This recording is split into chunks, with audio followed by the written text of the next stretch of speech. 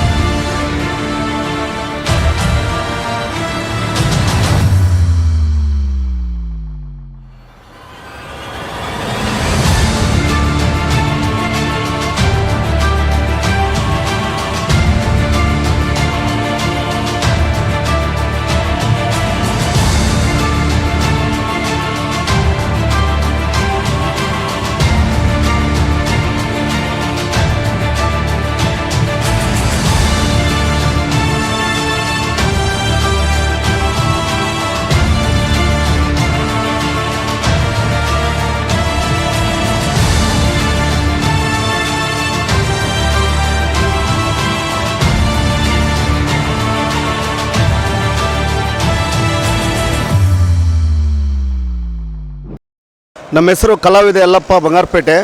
ನಾವು DSS ಸಂಘಟನೆಯಲ್ಲಿ ಜಿಲ್ಲಾ ಸಂಚಾಲಕರ ಕೆಲಸ ಮಾಡ್ತಾಯಿದ್ವಿ. ಹೆಲ್ಮೆಟ್ ವಿಚಾರವಾಗಿ ಬಂದರೆ ಇವತ್ತು ಸರ್ಕಾರ ಆಗ್ಬೋದು, ಇವತ್ತು ಸಾರಿಗೆ ಇಲಾಖೆ ಆಗ್ಬೋದು, ಅಥವಾ ಪೊಲೀಸ್ ಇಲಾಖೆ ಆಗ್ಬೋದು, ಅನೇಕ ಮಾಧ್ಯಮಗಳಲ್ಲಿ ಮುಖಾಂತರ, ಪತ್ರಿಕೆಗಳ ಮುಖಾಂತರ ಮತ್ತು ಅವರೇ ಸ್ವಯಂ ಪ್ರೇರಿತವಾಗಿ ಕೂಡ ಅನೇಕ ಬಾರಿ ಕೂಡ ಅವರು ಸಾರ್ವಜನಿಕರಲ್ಲಿ ಅರಿವು ಮೂಡಿಸಿರ್ತಾರೆ.